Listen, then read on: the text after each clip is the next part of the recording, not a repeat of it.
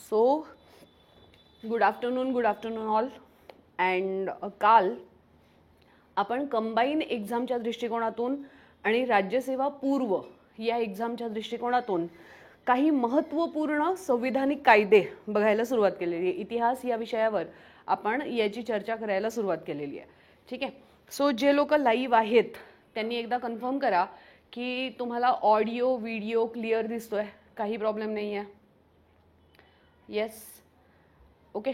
आणि त्याच्याचबरोबर आपण काल लाईट गेल्यामुळे म्हणजे पॉवर कट झाल्यामुळे काय झालं की आपल्याला सेशनमध्येच थांबवावं लागलं होतं. काल आपण 1773च्या रेग्युलेटिंग ॲक्टपर्यंतची चर्चा केली होती.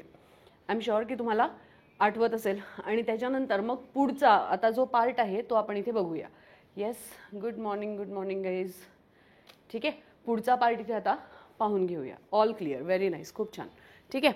आता सगळ्यात पहिले हे लक्षात घ्याल की ही जी 25 सप्टेंबरची एक्झाम आहे ही प्रिलिम्सची एक्झाम झाल्यानंतर मेन्सचा क्रॅश कोर्सचा काय अर्थ आहे की फास्ट ट्रॅक रिव्हिजन बॅचमध्ये तुम्हाला पूर्ण सेशन तुमचे सगळे जनरल स्टडीजचे पेपर, ऑप्शनल पेपर, फाईन, त्यानंतर एसे रायटिंगचा पेपर, अशी 1750 मार्काची पूर्ण तयारी आपण या बॅचमध्ये कव्हर करणार आहोत. ही बॅच सुरू होते 6 ऑक्टोबरला. 6 ऑक्टोबरपासून रोज 3 वाजता रोज 3 तास याचे सेशन असणार आहेत आणि त्याच्याचबरोबर यामध्ये प्रिंटेड नोट्स देखील मिळणार आहेत.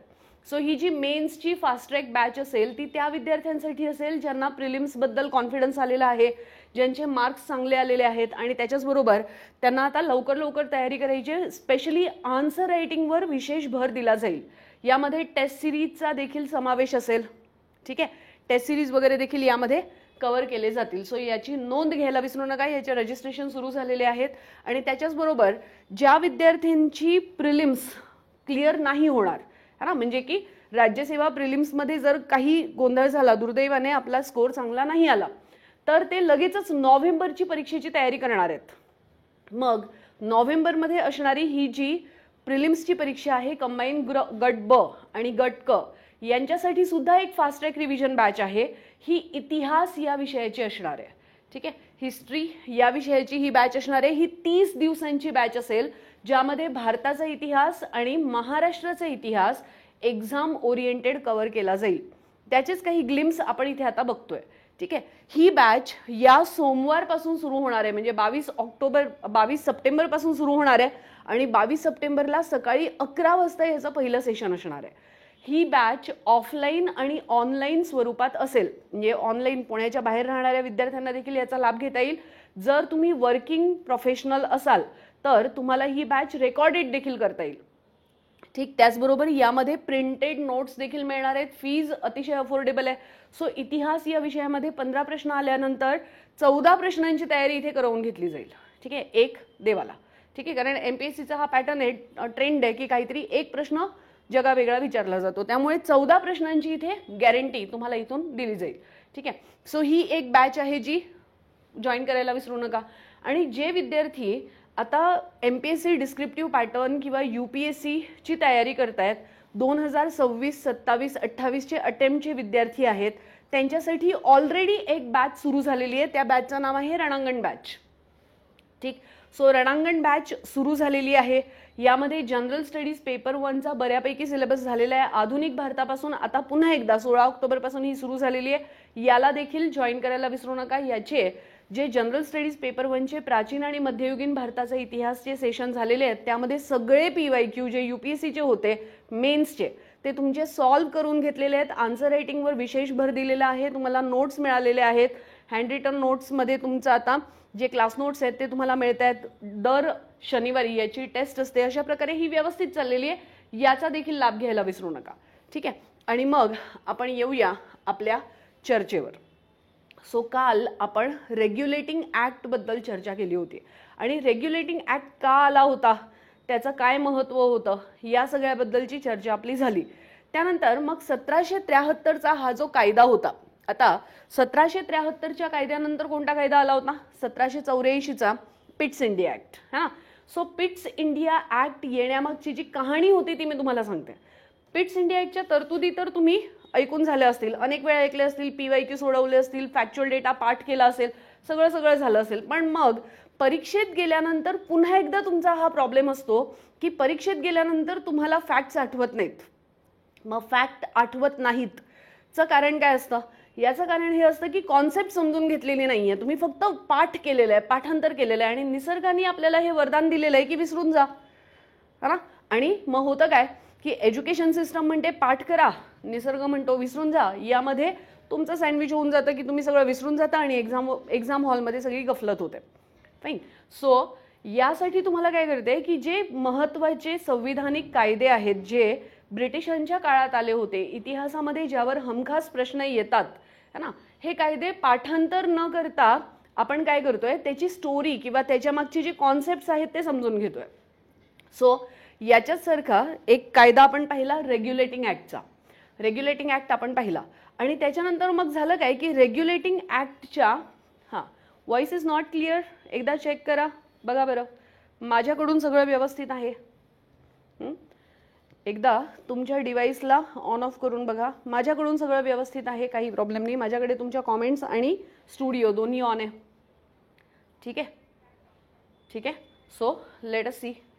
Connection is excellent here, bitrate is good, voice is clear, everything is going good here. ठीक आहे. ज्यांना प्रॉब्लेम येतोय त्यांनी एकदा आपली डिव्हाइस चेक करून घ्या. सो रेग्युलेटिंग ऍक्टचं झालं काय की रेग्युलेटिंग ऍक्टच्या अंमलबजावणीच्या काळात जे या ऍक्टच्या तरतुदींमुळे कारभारात होणाऱ्या ज्या अडचणी होत्या त्या सर्व अडचणी इथे स्पष्ट झाल्या आणि इथून ब्रिटिश सरकारला किंवा ब्रिटिश पार्लमेंटला हे लक्षात आलं की आपण या तरतुदी केल्या तर खऱ्या. हां, एकच मिनिट गाईस. आता येतोय ना? ठीक आहे. सो बेसिकली या तरतुदी आपण केल्या तर खऱ्या, पण यामध्ये झालं काय की यामध्ये अनेक दोष होते. अनेक दोष कशामुळे होते? कारण याला चेक अँड बॅलन्स करणारी यंत्रणा आपल्याकडे नाही, हे पार्लमेंटला लक्षात आलं. ठीक, येस, फाईन. आणि त्याच्यानंतर मग इंग्लंडमध्ये देखील कंपनीला असलेला जो विरोध होता हा बळावत होता. का बरं बळावत होता? कारण ईस्ट इंडिया कंपनीचे जे अधिकारी होते हे अधिकारी काय करत होते की एकाधिकाराचा गैरफायदा घेत होते. ठीक आहे. हे एकाधिकाराचा गैरफायदा घेत असल्यामुळे काय होत होतं? बरं, जरा एकच सेकंड, मी आले.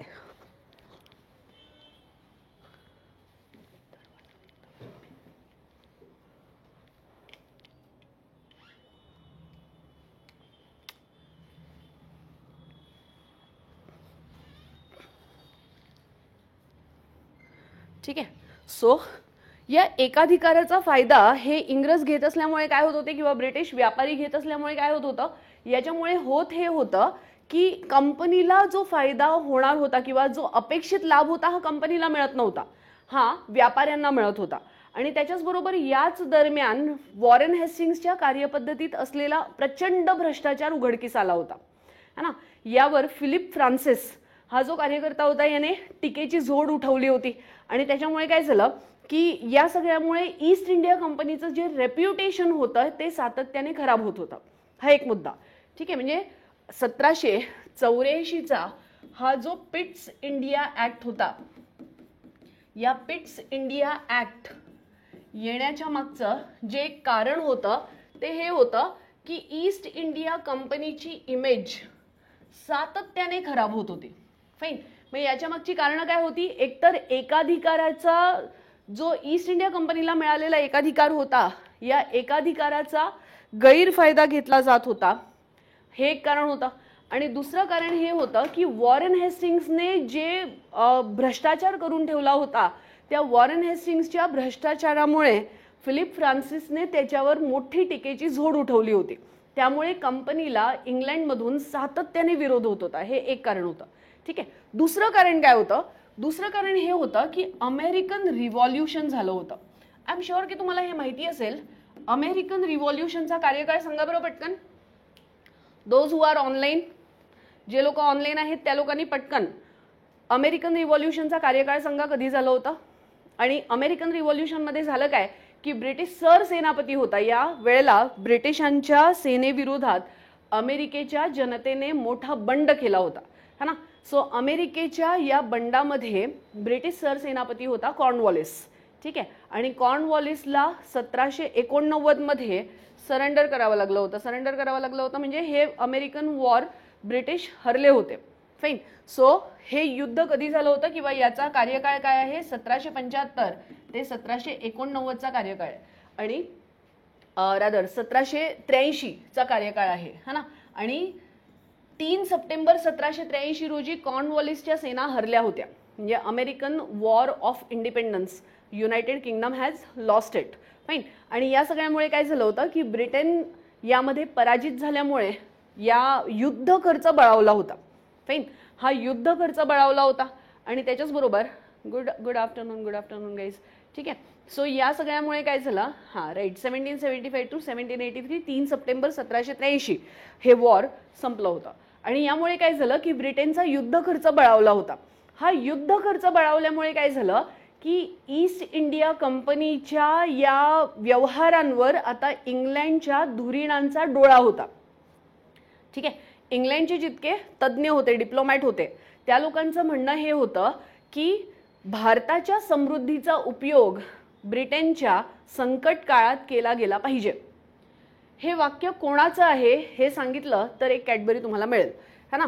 हे कारण होतं की अमेरिकन रिव्होल्युशन मध्ये काय झालं की कंपनीचा युद्ध खर्च बळावला. या युद्ध खर्चामुळे काय झालं की ब्रिटनचे जे धुरीणे होते, म्हणजे धुरीणचा अर्थ असा आहे की डिप्लोमॅट्स जे होते, जे विचारवंत होते, त्यांचं म्हणणं होतं की भारताच्या समृद्धीचा उपयोग बेसिकली ब्रिटनच्या संकट काळात व्हायला पाहिजे. हे कोणी म्हटलं होतं ते सांगा. हां, एनीबडी? हे स्टेटमेंट कोणाचं आहे ते सांगितलं तर एक कॅडबरी मिळेल. आणि त्याच्यानंतर अजून एक स्टेटमेंट होतं. यांचं स्टेटमेंट हे होतं की कंपनी आणि शासन हे कधीच एकमेकांना किंवा परस्परांना पूरक किंवा सहाय्यक, सुसंगत नसतात. हे एक स्टेटमेंट होतं है ना. हे दोन्ही स्टेटमेंट एकाच माणसाचे आहेत. आणि अमेरिकन रिव्होल्युशनच्या वेळेला भारताबद्दल त्यांनी हे म्हटलं होतं की कंपनी आणि शासक हे कधीच एकमेकांना पूरक किंवा सुसंगत नसतात. हे कोण आहे? त्यांनी आता यांचं एक एक्झाम्पल किंवा एक हिंट देते तुम्हाला. ग्लासगो युनिव्हर्सिटीचे हे प्रोफेसर होते, स्कॉटलंडचे रहिवासी होते. त्यांनी एक पुस्तक लिहिलं होतं आणि त्यांनी पुस्तक लिहून सरकारने हस्तक्षेप करू नये अर्थव्यवस्थेमध्ये हे सांगितलं होतं. आता सांगा कोण आहे? हा, कोणालाच आयडिया नाही? ॲडम स्मिथ होते हे है ना. ॲडम स्मिथ होते हे, लिहून ठेवा याला. ॲडम स्मिथ यांचं हे स्टेटमेंट आहे की संकट काळात भारताच्या समृद्धीचा वापर इंग्लंडसाठी केला गेला पाहिजे. हे स्टेटमेंट ॲडम स्मिथचं आहे. ठीक आहे. आणि त्याच्याच बरोबर त्यांनी अजून म्हटलं होतं की शासन आणि कंपनी एकमेकांना कधीच पूरक किंवा सहाय्यक, सुसंगत ठरणार नाहीत, हे यांनी म्हटलं होतं. ठीक आहे. सो अशा प्रकारे झालं काय की इंग्लंडचे जे डिप्लोमॅट होते त्यांची नजर आता ईस्ट इंडिया कंपनीने जो प्रदेश घेतला होता, जिंकून घेतला होता, त्याच्यावर होती. फाईन. ईस्ट इंडिया कंपनीचा हा जो प्रदेश होता हा 40 लाख पाऊंड इतकं इन्कम देणारा प्रदेश होता. आणि हा प्रदेश आपल्या सार्वभौमत्वाखाली यायला पाहिजे याच्यासाठी बेसिकली यांनी प्रयत्न सुरू केले होते. म्हणजे इंग्लंडच्या पार्लमेंटमध्ये याच्याबद्दल हालचाली सुरू झाल्या होत्या. हे एक. त्यानंतर कंपनी अकार्यक्षम होती. आता कंपनी अकार्यक्षम होती तरी भरपूर उत्पन्न अधिकाऱ्यांना मिळत होता. याचा अर्थ मोठा भ्रष्टाचार चाललेला आहे हे ॲडम स्मिथ सारखं पटवून देत होते. ठीक आहे. 1784चा पिट्स इंडिया ऍक्ट याचा बॅकग्राऊंड आपण इथे बघत आहोत. फाईन. आणि त्याच्याच बरोबर सरकारी कामकाज बहुमताने चालायचं. ठीक आहे. सो सरकारी कामकाज बहुमताने चालत असल्याने या परिस्थितीमध्ये गव्हर्नर जनरलवर कंट्रोल करणं अपेक्षित आहे किंवा या कंपनीच्या अधिकाऱ्यांवर कंट्रोल करणं अपेक्षित आहे असं पार्लमेंटला वाटायला लागलं. आणि या सगळ्या परिस्थितीमध्ये काय झालं की लॉर्ड कॉर्नवॉलिस जो इथे है ना, इथे अमेरिकन रिव्होल्युशनमध्ये ब्रिटनचा सरसेनापती होता, याची नियुक्ती करण्याचं निश्चित झालं बंगालचा गव्हर्नर जनरल म्हणून. फाईन. आता या लॉर्ड कॉर्नवॉलिसचं म्हणणं हे होतं की वॉरेन हेस्टिंग्सला सरकारी कामकाज करण्यात ज्या अडचणी आलेल्या आहेत त्या अडचणींचा सामना मी करणार नाही है ना. आणि मला काउन्सिलच्या बहुमताला डावलून स्वतंत्र निर्णय घेण्याचा अधिकार असेल तरच मी भारतात जाईन, अशा प्रकारची अट याने ठेवली होती. आणि इथून आला होता पिट्स इंडिया ऍक्ट. इथून बेसिकली पिट्स इंडिया ॲक्टची निर्मिती झाली होती. ठीक आहे. सो आय होप की तुम्हाला लक्षात आलं असेल की कशा प्रकारे पिट्स इंडिया ॲक्ट अस्तित्वात आला. आणि मग याच्यानंतर झालं हे की पिट्स इंडिया ॲक्टच्या ज्या तरतुदी होत्या, आता आय होप की तुम्हाला हे लक्षात आलं की पिट्स इंडिया ॲक्ट कशासाठी आला होता. All clear. Yes. Those who are online kindly reply करत राहा. त्यामुळे काय होईल की आपलं कम्युनिकेशन 2 वे कम्युनिकेशन होईल, है ना. ठीक आहे. ओके. सो बेसिकली रेग्युलेटिंग ॲक्टचे जे गुणदोष होते किंवा जे इतर दोष होते, त्यांची जी मेकॅनिझम किंवा नियंत्रण पद्धती रॉंग होती, चुकीची होती, त्यांच्याकडे एक अशी यंत्रणा नव्हती जी चेक अँड बॅलन्स करणारी यंत्रणा असेल. हे सगळं लक्षात घेऊन याचे दोष दूर करण्यासाठी आणि आपलं शासन अजून जास्त प्रभावी करण्यासाठी पिट्स इंडिया ॲक्ट आला होता. हे इथे लक्षात घ्या. आता पिट्स इंडिया ॲक्टच्या तरतुदी काय होत्या हे समजून घ्या. पिट्स इंडिया ॲक्ट जो आला त्याच्या तरतुदी काय होत्या याला आता समजून घ्या. हां, व्यापारी कार्यावरील नियंत्रण नाही, फक्त व्यापारी नव्हता, यांचं ओव्हरऑलच सगळं नियंत्रण करण्याचा प्रयत्न केला होता. आता एका प्रश्नाचं उत्तर द्या की पिट्स इंडिया ॲक्टला आणण्यासाठी कोणकोणत्या समित्या आल्या होत्या. 2 समित्या आल्या होत्या, है ना. रेग्युलेटिंग ॲक्टचे दोष अभ्यासण्यासाठी आणि पिट्स इंडिया ॲक्ट आणण्याच्या आधी एक अहवाल देण्यासाठी 2 समित्या आल्या होत्या. त्या समित्या कोणत्या होत्या ते सांगा. येस. एनीबडी. नोबडी. हां, नाही वाचलं हे कधी, है ना. आपला अभ्यास अर्धा झालेला आहे, त्यामुळे मग एक्झामचे प्रश्न बाहेर जातात, है ना. सो पिट्स इंडिया ॲक्ट आणण्याआधी 2 समित्या गठीत करण्यात आल्या होत्या. त्या समित्या होत्या सिक्रेट समिती आणि सिलेक्ट समिती. Yes, very nice. सिलेक्ट समिती आणि सिक्रेट समिती या 2 समित्या आल्या होत्या या पिट्स इंडिया ॲक्ट आणण्याच्या आधी. आणि मग त्यांनी अहवाल दिला. फाईन. त्यांनी अहवाल सादर केला आणि मग सरकार किंवा कंपनीच्या कामकाजाला, व्हेरी नाईस, खूप छान, आर्शिया, व्हेरी नाईस. ठीक आहे. सो कंपनीच्या कामकाजाला सरकारी चौकटीत बसवण्यासाठी बेसिकली पिट्स इंडिया ॲक्ट आला होता. ठीक आहे. सो काही हे जे फॅक्ट आहेत हे लक्षात ठेवाल. आणि हा ॲक्ट पारित कधी झाला, पार्लमेंटमध्ये पिट्स इंडिया ॲक्ट पारित कधी झाला, 1784ला. आणि म्हणून याला 1784चा पिट्स इंडिया ॲक्ट म्हटलं जातं. ठीक आहे. त्यानंतर आता याचं नाव पिट्स इंडिया ॲक्ट का आहे हे सांगा बरं. याचं नाव पिट्स इंडिया ॲक्ट का आहे. हां, yes, Arshiya, Maruti, Yogeshwari ma'am, Pradeep sir, Sachin, Satish, सांगा याचं नाव पिट्स इंडिया ॲक्ट असं का ठेवलेलं आहे हे सांगा बरं. एनीबडी. 2 पीठ होते, है ना. 2 पीठ होते, एक सिनियर पीठ, एक ज्युनियर पीठ. आणि अमेरिकन रिव्होल्युशनमुळे पहिल्यांदा असं झालं होतं की एखाद्या देशाची कॉलनी युनायटेड किंगडमच्या हातातून गेली होती, है ना. आणि या मुद्द्यावर पिट्सचं सरकार कोसळलं होतं. मग ज्युनियर पीठ होते जे झाले होते प्रधानमंत्री. व्हेरी नाईस, खूप छान, है ना. प्रधानमंत्री झाले होते ज्युनियर पीठ. आणि या ज्युनियर पीठने अशा प्रकारचं एक भाषण केलं होतं की आता कॉलनीजच्या मुद्द्याला आपण अजून जास्त चांगल्या प्रकारे हाताळू. आणि त्यांच्या काळात हा ॲक्ट आला होता, म्हणून याचं नाव होतं पिट्स इंडिया ॲक्ट. हे ज्युनियर पीठ होते, हे लक्षात ठेवाल. यांचे वडील देखील प्रधानमंत्री होते. फाईन. आणि अशा प्रकारे मग झालं काय की 1784 मध्ये हां पंतप्रधान, व्हेरी नाईस, खूप छान, फाईन, विल्यम पिट्स. फाईन. सो या अन्वये सगळ्यात पहिली तरतूद जी करण्यात आली ती ही करण्यात आली की ईस्ट इंडिया कंपनीने भारतात जो प्रदेश जिंकून घेतला आहे तो सगळा प्रदेश ब्रिटिश सार्वभौमत्वाखाली डिक्लेअर करण्यात आला. म्हणजे भारताच्या प्रदेशाला ब्रिटिश भूमी अशा प्रकारे निसंदिग्धपणे पार्लमेंटने प्रतिस्थापित केलं. हे एक ही पहिलं जे झालं. आणि या हेतूने हां ठीक आहे. सो या हेतूने काय झालं की कंपनीचं जे इंग्लंडमधलं होम गव्हर्नमेंट होतं, म्हणजे इंग्लंडमध्ये होम गव्हर्नमेंट स्थापित करण्यात आलं. मग होम गव्हर्नमेंट कोणाला म्हणतात.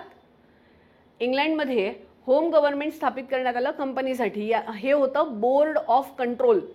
ठीक आहे. बोर्ड ऑफ कंट्रोलची स्थापना झाली. आणि हे जे बोर्ड ऑफ कंट्रोल किंवा नियामक मंडळ होतं त्याच्या सोबतीलाच संचालक मंडळ, आणि या दोघंही मिळून काय करणार होते, आता कंपनीचं कामकाज नियमित करणार होते. अशा प्रकारची व्यवस्था इथे करण्यात आली. म्हणजे बोर्ड ऑफ कंट्रोल आणि कोर्ट ऑफ डायरेक्टर या दोघांचीही स्थापना करण्यात आली. कोर्ट ऑफ डायरेक्टर आधीपासूनच आहे, पण बोर्ड ऑफ कंट्रोलची नियुक्ती मात्र यांच्या वेळेला करण्यात आली, 1784चा पिट्स इंडिया ऍक्ट. फाईन. त्यानंतर या बोर्ड ऑफ कंट्रोलमध्ये किती सदस्य होते? बोर्ड ऑफ कंट्रोलमध्ये आता 6 सदस्य असतील अशा प्रकारे ठरवण्यात आलं. आणि हे जे 6 सदस्य असतील हे सगळे कमिशनरांचे सदस्य असतील असं म्हणण्यात आलं. म्हणजे कमिशनरांचं एक पूर्ण मंडळ इथे स्थापित करण्यात आलं होतं. ठीक आहे. त्याचबरोबर या बोर्ड ऑफ कंट्रोलमध्ये कोण कोण 6 सदस्य असतील? 4 असतील प्रिव्ही काउन्सिलचे सदस्य. ठीक आहे. 4 प्रिव्ही काउन्सिलचे सदस्य असतील. एक असेल चान्सलर ऑफ एक्सचेकर. ठीक आहे. चान्सलर ऑफ एक्सचेकर हा एक सदस्य असेल आणि एक असेल ब्रिटिश मंडळातील सेक्रेटरी ऑफ स्टेट.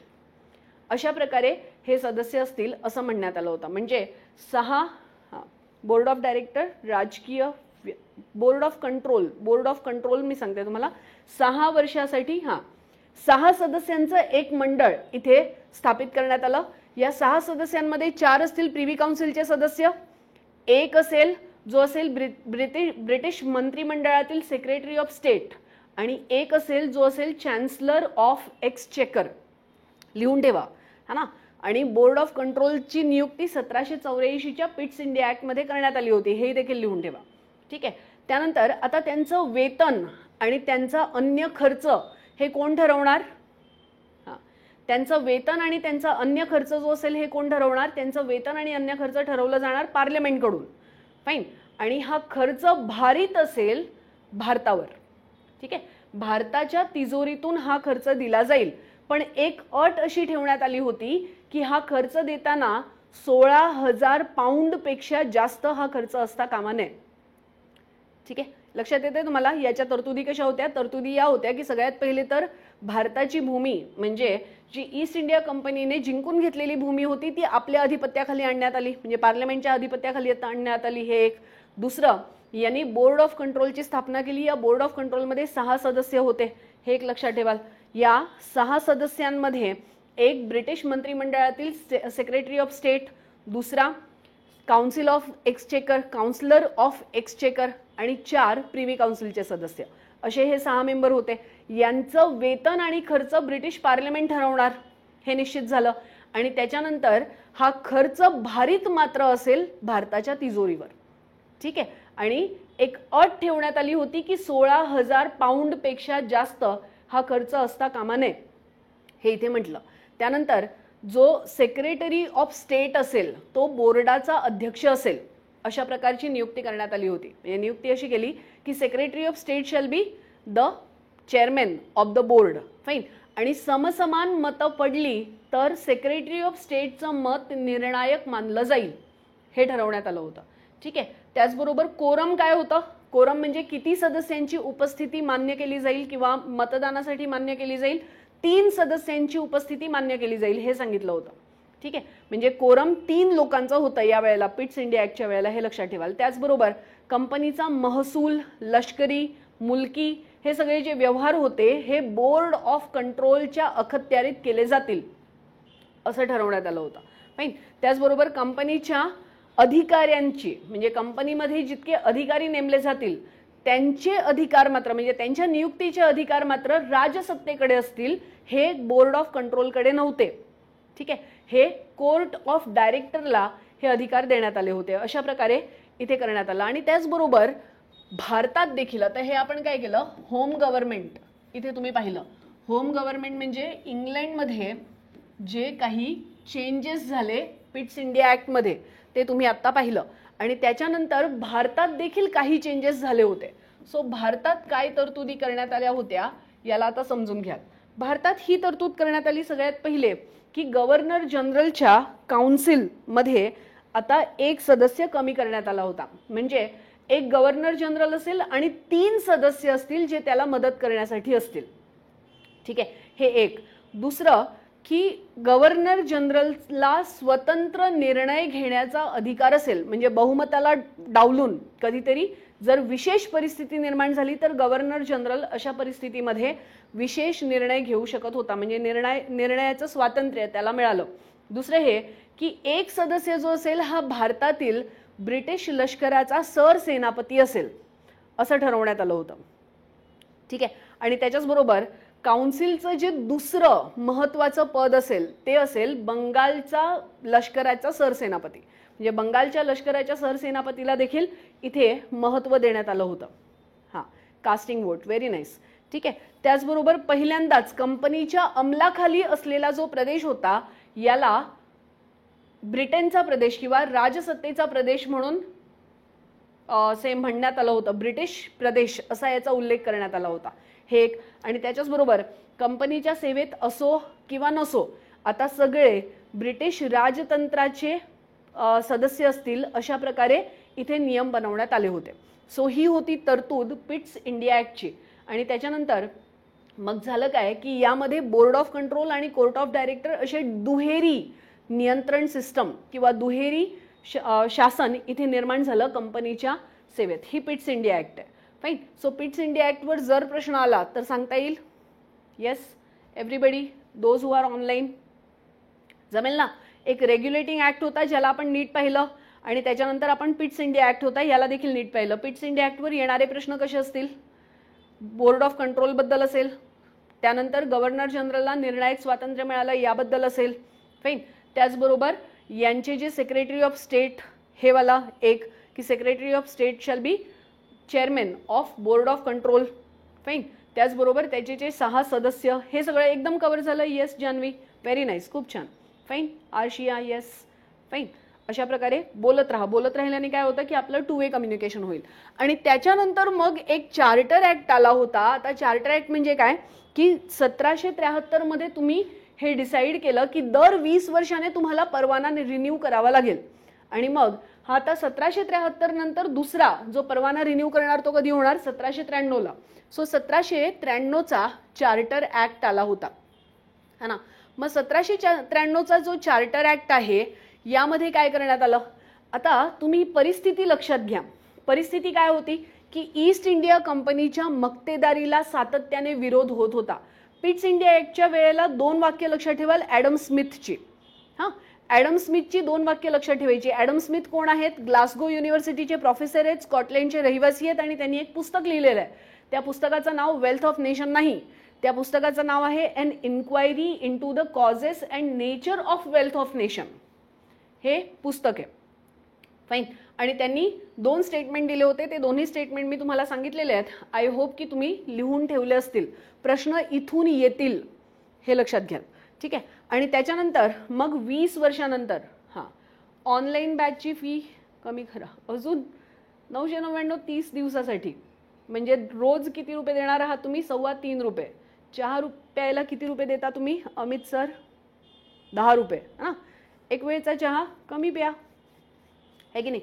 सगळ्यात कमी फी आहे, ट्रस्ट मी. ठीक आहे. हां, ट्रिएटाईज एंड केले होते. हो बरोबर. 1884 नाही 1784 मुळे, है ना, 1784 मुळे. ठीक आहे. सो इथे बघून घ्याल की 1793चा कायदा आलेला आहे, चार्टर ॲक्ट आलेला आहे. आता 1793चा जो चार्टर ॲक्ट आहे त्याची परिस्थिती काय होती हे समजून घ्याल की ईस्ट इंडिया कंपनीच्या मक्तेदारीला सातत्याने आता क्वेश्चन मार्क निर्माण झाला होता.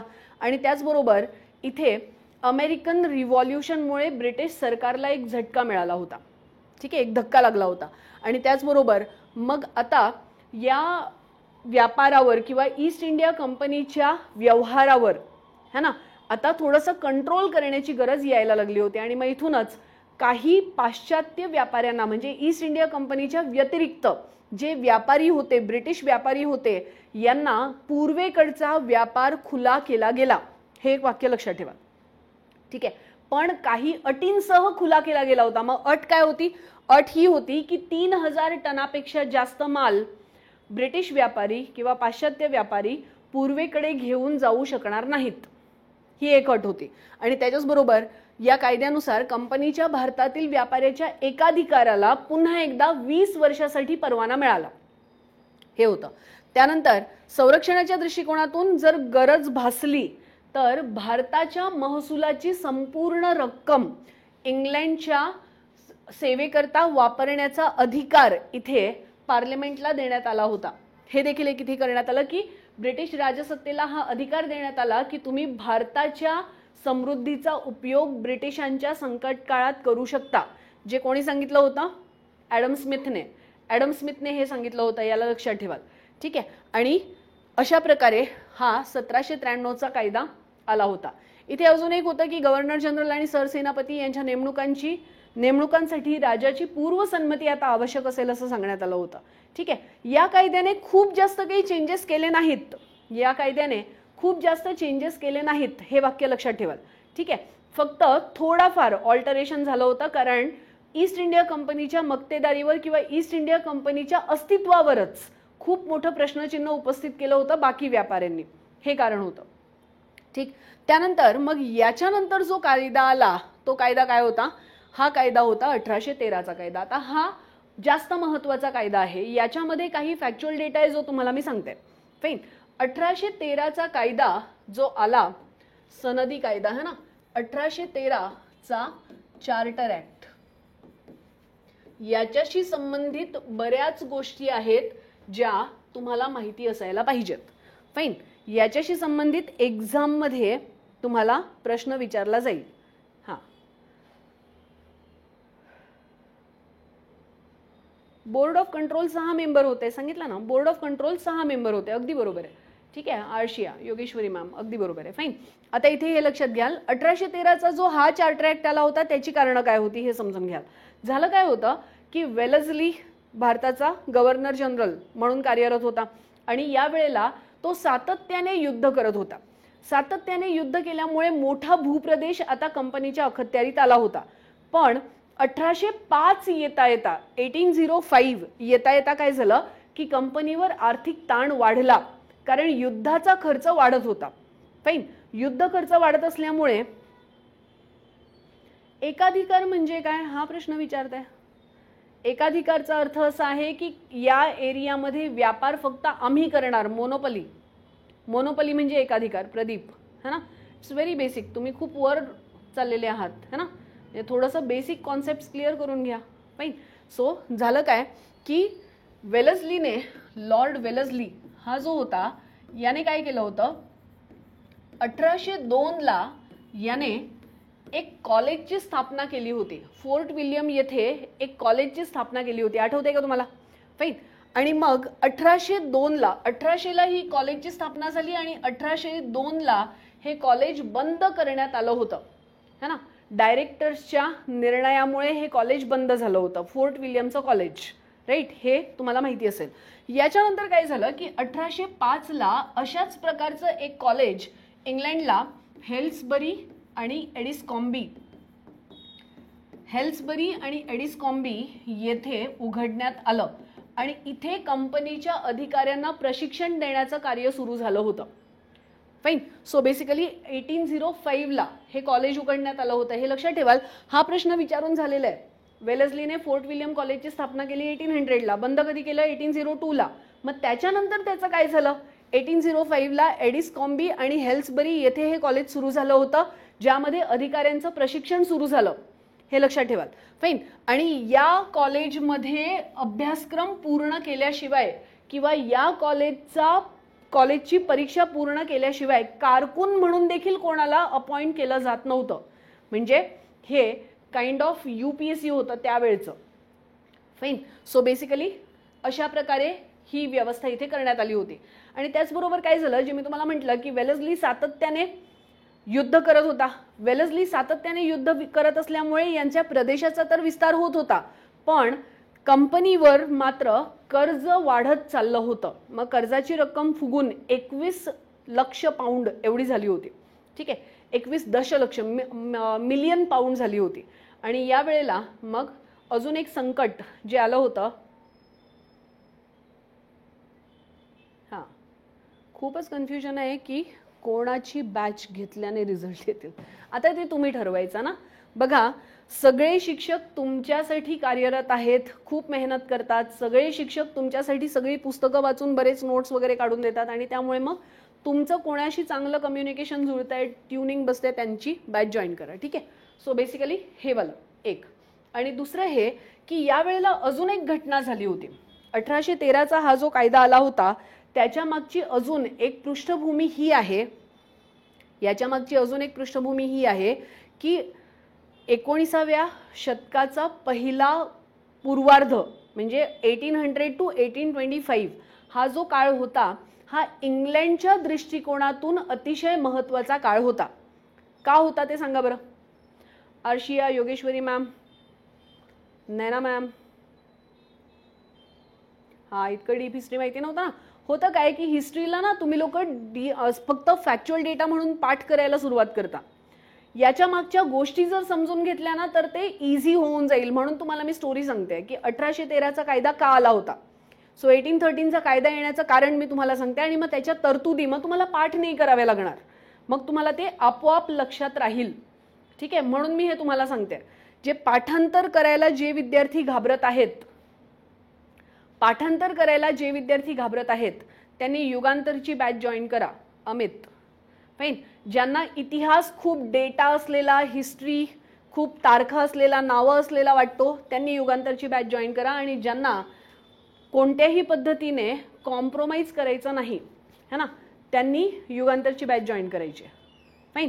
सो बेसिकली अशा प्रकारे हे आहेत जे काही महत्त्वाचे पॉईंट्स आहेत. फाईन. सो इथे लॉर्ड वेलेस्ली 1800 to 1802 हे झालं.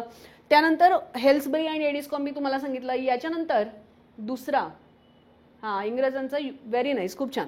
झालं काय होतं की नेपोलियनने युनायटेड किंगडमचा व्यापार थांबवला होता. नेपोलियनचं संकट आलं होतं 1800 मध्ये.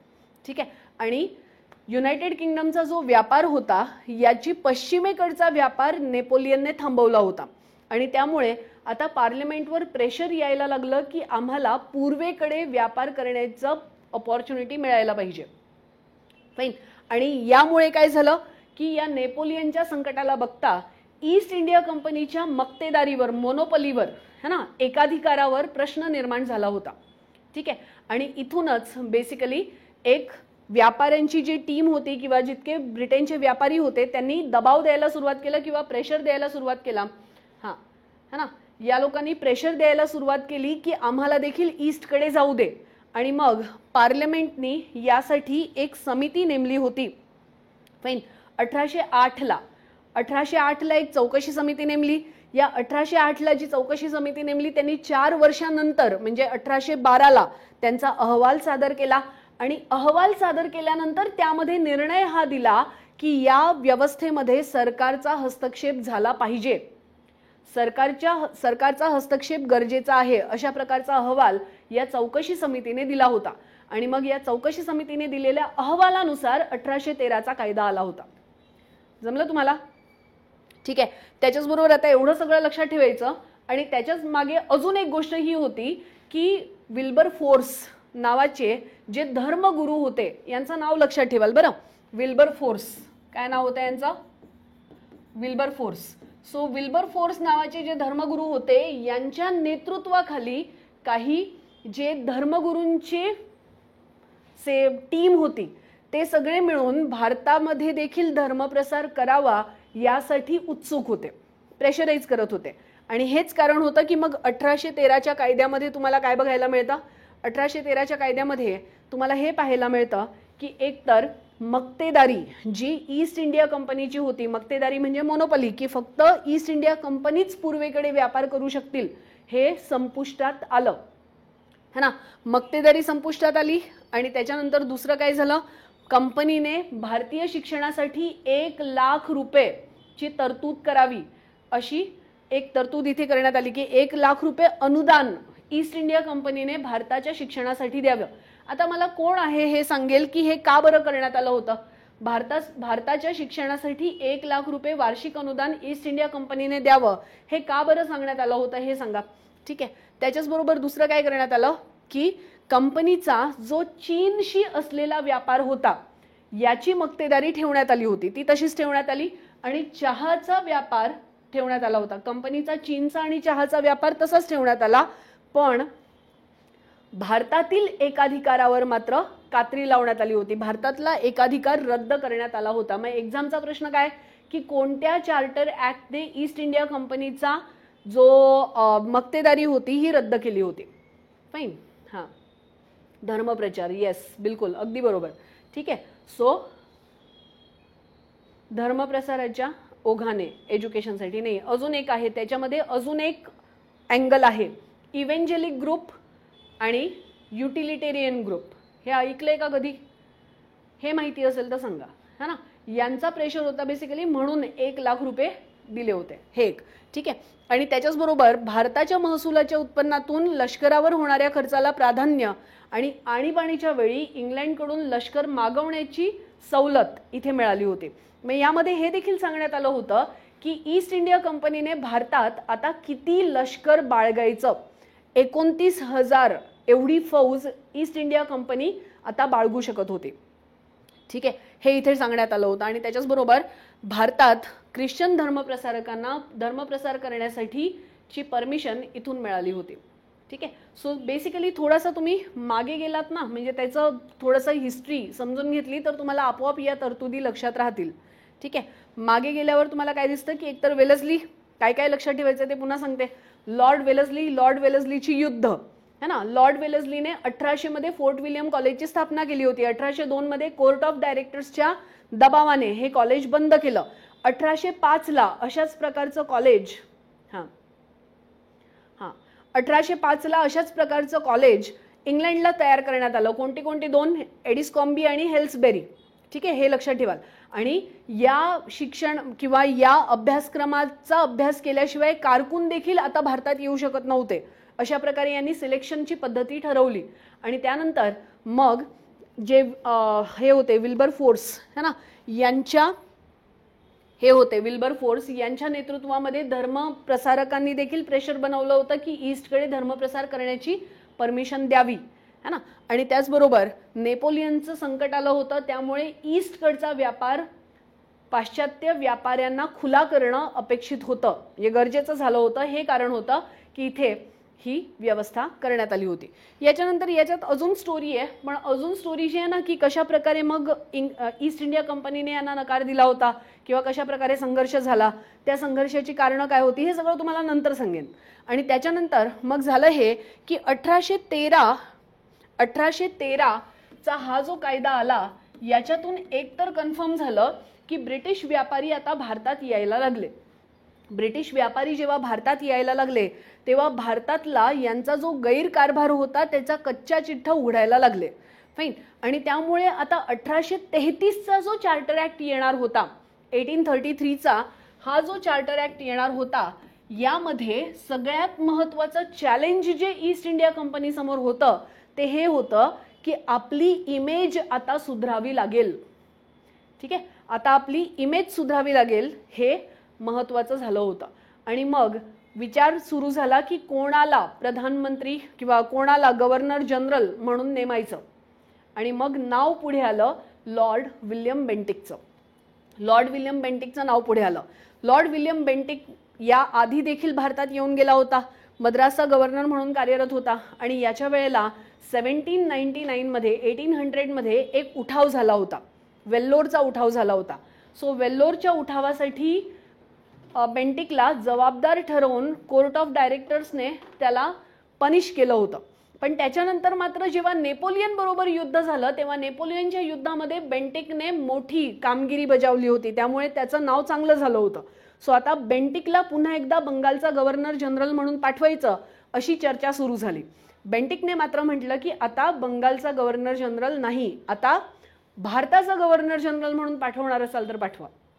आणि मग हे कारण आहे की 1828 ते 1835 या कालखंडात बेंटिकचा कालखंड तुम्हाला पाहायला मिळतो. आणि 1833च्या कालखंडामध्ये चार्टर ऍक्टने बंगालच्या गव्हर्नर जनरलला भारताचा गव्हर्नर जनरल डिक्लेअर केलं होतं. मग कोण होता भारताचा गव्हर्नर जनरल? बेंटिक होता. व्हेरी नाईस, है ना, बेंटिक होता. ठीक है ना. आणि मग आता जर तुम्हाला हे लक्षात आलं असेल की 1828 ते 1835 या कालखंडामध्ये जो लॉर्ड बेंटिक भारतात आला होता, याच्या समोर सगळ्यात मोठं चॅलेंज काय होतं? कंपनीची इमेज सुधारायची. आणि मग हेच कारण होतं की त्याने बऱ्याचशा सुधारणा केलेल्या तुम्हाला पाहायला मिळतात. मग काय काय सुधारणा केल्या? व्यापार सुधारणा, लष्करी सुधारणा, पेन्शन सुरू केले, है ना, पेन्शन सुरू केले. त्याच्याच बरोबर कोर्ट सुरू केले, सतीप्रथेचा कायदा आणला. हे सगळं जे होतं ना ते याच्यासाठी होतं. आणि त्याच्याचबरोबर अजून एक आलं होतं काय, मॅकोले आयोग. मॅकोले आयोग देखील याच्याच वेळेला आला होता. सो हे समजून घ्याल की बेंटिकने इतक्या सुधारणा का केल्या होत्या. या सुधारणा यासाठी केल्या होत्या कारण या दरम्यान ईस्ट इंडिया कंपनीचे पाश आवळायला सुरुवात झाली होती ब्रिटनच्या संसदेकडनं आणि ईस्ट इंडिया कंपनीच्या अस्तित्वावर धोका निर्माण झाला होता. त्यांना पुन्हा एकदा सनद हवी होती आणि म्हणून आपली जे काही करतूत आहेत त्याच्यावर पाणी फेरण्यासाठी किंवा झाकण्यासाठी बेसिकली हे सुधारणा आल्या होत्या. सो मी तुम्हाला जे म्हटलं की भारतात आलेल्या कुठल्याच इंग्रजाने भारतासाठी काहीही चांगलं केलं नाही, त्यामध्ये सगळे त्यांचे स्वार्थ होते, त्याचं हे एक्झाम्पल आहे. फाईन. मग याची डिटेलिंग तुम्हाला कुठे मिळेल, सेशनमध्ये. ठीक आहे. मग आले आपण 1833च्या कायद्यामध्ये. 1833च्या सनदी कायद्यामध्ये काय झालं की कंपनीचा आता जो चीन सोबतचा आणि चहाचा व्यापार उरला होता है ना, त्यांचा जो एकाधिकार उरला होता हा देखील इथे संपला है ना. झिरप सिद्धांत, झिरपला सिद्धांत नाही, झिरप सिद्धांत मॅकॉले है ना, झिरप सिद्धांत मॅकॉलेने दिला होता. आता झिरप सिद्धांत काय होता हे सांगा आणि झिरप सिद्धांताला विरोध कोणी केला होता हे पण सांगा. हा, ज्यांनी म्हटलेलं आहे की झिरप सिद्धांत ते मला सांगाल की इन्फिल्ट्रेशन थ्योरीला विरोध कोणी केला होता. सो कंपनीचा चीन सोबतचा आणि चहाचा व्यापार रद्द केला, एकाधिकार रद्द केला आणि कंपनी आता फक्त प्रशासनिक एकक म्हणून कार्य करायला लागली. सो व्यापारी कंपनी जी होती यांचा आता व्यापारी अधिकार रद्द झाले आणि फक्त प्रशासनिक एकक म्हणून हे कार्य करायला लागले. सो कंपनीला हा जो व्यापार हिरावून घेतल्यामुळे होणारा नुकसान होतं, हे नुकसान भरपाई पुढील 40 वर्ष भारताच्या राजस्वामधून दिली जाईल अशा प्रकारची तरतूद करण्यात आली होती. आणि किती रक्कम दिली जाईल, भारताच्या राजस्वाच्या 10.5% रक्कम आता कंपनीला दिली जाईल हे सांगण्यात आलं होतं. फाईन. आणि त्याच्याचबरोबर बोर्ड ऑफ कंट्रोलचा अध्यक्ष भारतातील सर्व व्यवहारांसाठी एक मंत्री बनला होता. सो सेक्रेटरी ऑफ स्टेट हे जे होतं हे इथूनच बेसिकली सुरू झालं होतं है ना. बोर्ड ऑफ कंट्रोलचा अध्यक्ष कोण होता, सेक्रेटरी ऑफ स्टेट. आणि सेक्रेटरी ऑफ स्टेट आता भारतातील सर्व व्यवहारांकरता एक मंत्री म्हणून कार्यरत झाला होता. फाईन. त्यानंतर त्याच्या मदतीसाठी 2 सहाय्यक देण्यात आले. यातूनच भारताच्या सेक्रेटरी ऑफ स्टेटचं कार्यालय अस्तित्वात आलं होतं, जे मी तुम्हाला सांगितलं. फाईन. त्यानंतर या कायद्याने विधी आयोगाची देखील स्थापना केली होती. विधी आयोग कधी आला, विधी आयोग कधी आला योगेश्वरी मॅम? हां, विधी आयोग आणि शिक्षण आयोग असे 2 आयोग आले होते आणि दोघांचेही अध्यक्ष मॅकोले होते. मॅकोलेने झिरप सिद्धांत दिला होता है ना, इन्फिल्ट्रेशन थ्योरी दिली होती. आणि यावेळेला एक वाद निर्माण झाला होता पाश्चात्य शिक्षा समर्थक आणि पौर्वात्य शिक्षण समर्थकांचा. सो यामध्ये तुम्हाला लिस्ट बनवायची आहे की कोण कोण पाश्चात्य विद्या समर्थक होते आणि कोण कोण पौर्वात्य विद्या समर्थक होते यांची एक लिस्ट बनवून ठेवा. फाईन. आणि मग तुम्हाला ती कामी येईल. त्यानंतर इथे गव्हर्नर जनरलच्या ताब्यात आता नागरी आणि लष्करी विषय देण्यात आले आणि त्याच्याचबरोबर इथे काय झालं 1834. व्हेरी नाईस है ना. ठीक, व्हेरी नाईस, खूप छान. आणि त्याच्याचबरोबर आर्थिक, विधिक आणि प्रशासकीय विषयांचं विकेंद्रीकरण करण्यात आलेलं तुम्हाला पाहायला मिळालं. फाईन. त्यानंतर आला 1853चा कायदा, 1853चा कायदा. फाईन. हा जो होता हा शेवटचा चार्टर कायदा होता. हा शेवटचा चार्टर कायदा होता.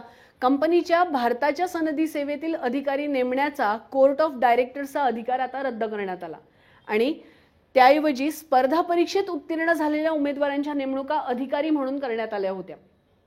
ठीक आहे. डाऊनवर्ड इन्फिल्ट्रेशन थ्योरी, मला माहिती आहे त्याचं इंग्लिश नाव काय आहे, मी तुम्हाला हे विचारते की झिरप सिद्धांत ज्याला डाऊनवर्ड इन्फिल्ट्रेशन थ्योरी म्हणतात त्याचा विरोध कोणी केला होता हे सांगा. हां, जे तुम्ही पाठ केलेलं आहे ते नका सांगू, जे माहिती आहे ते सांगा. हां, मी गेले का?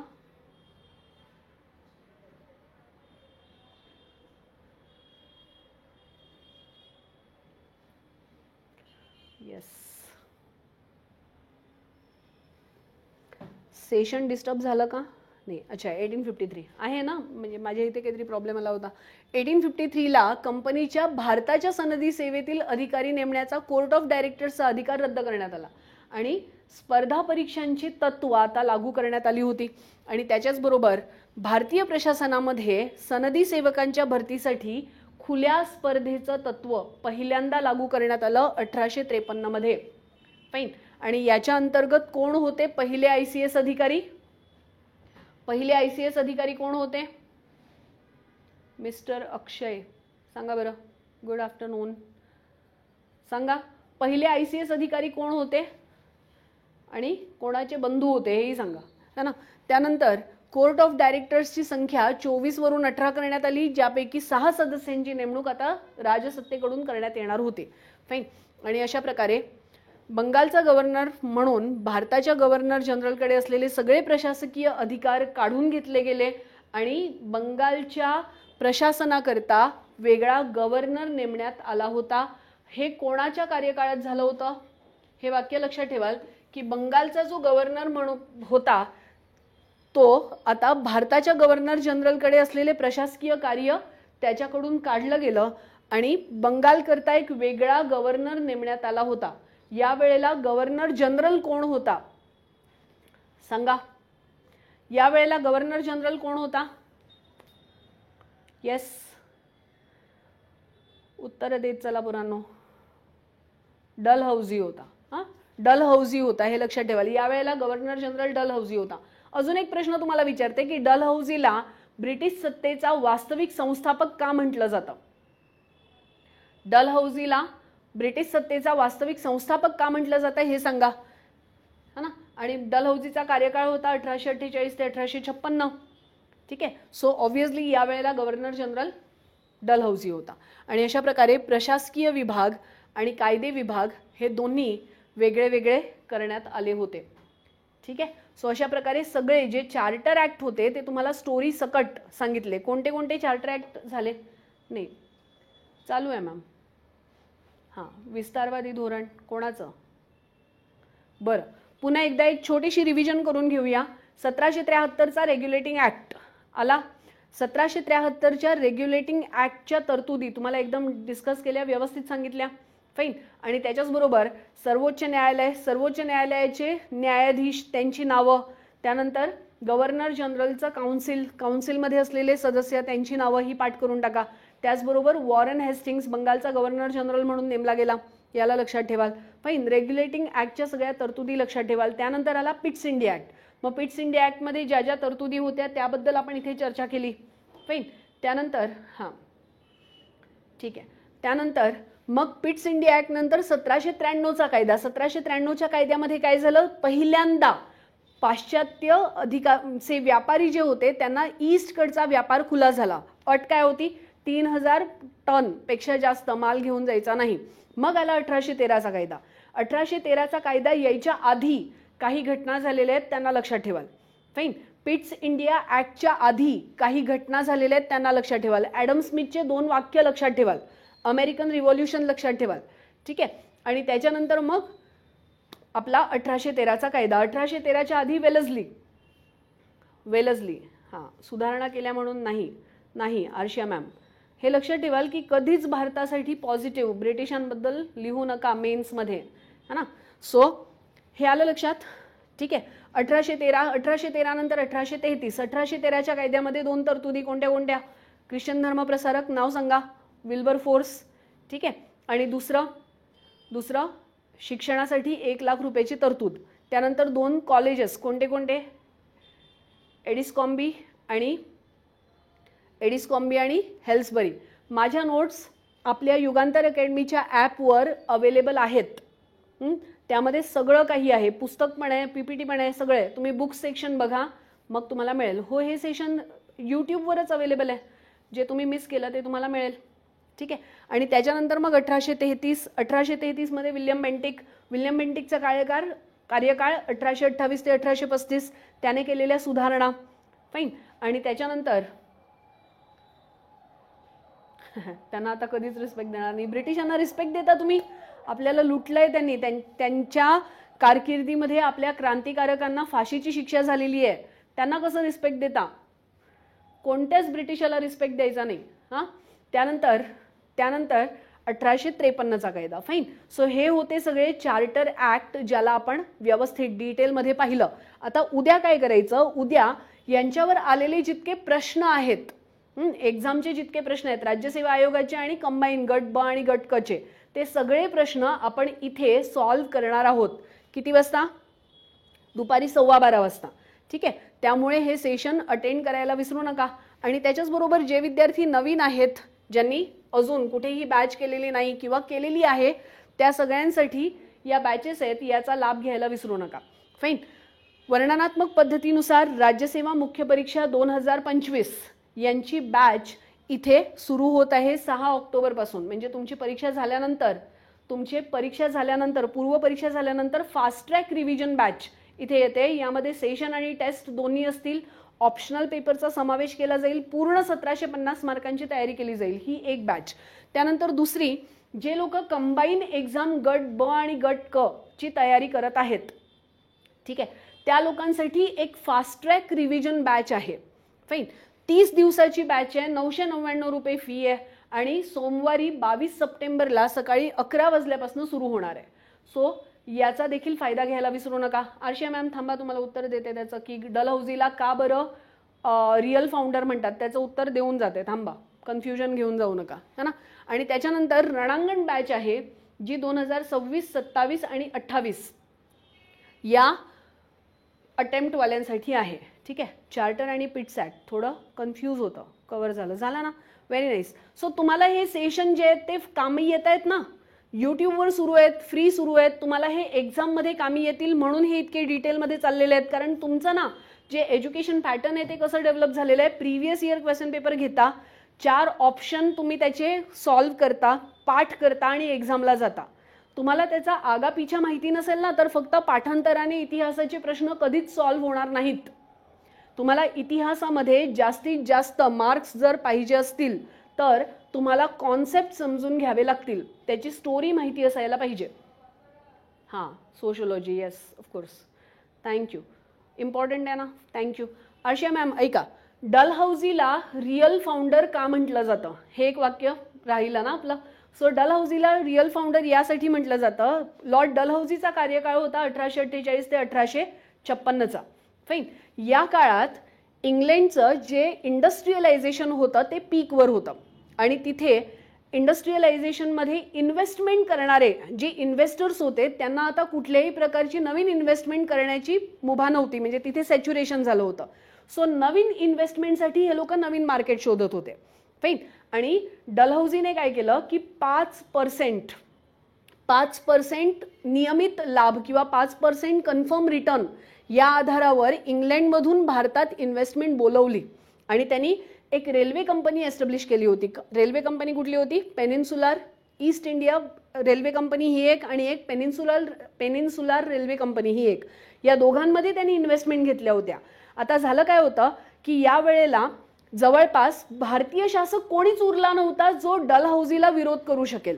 म्हणजे कोणी असे मजबूत शासन व्यवस्था कोणीच उरलेले नव्हते आणि त्यामुळे झालं काय होतं की डलहौसीला सरळ भारतीयांचा विरोध होत नव्हता.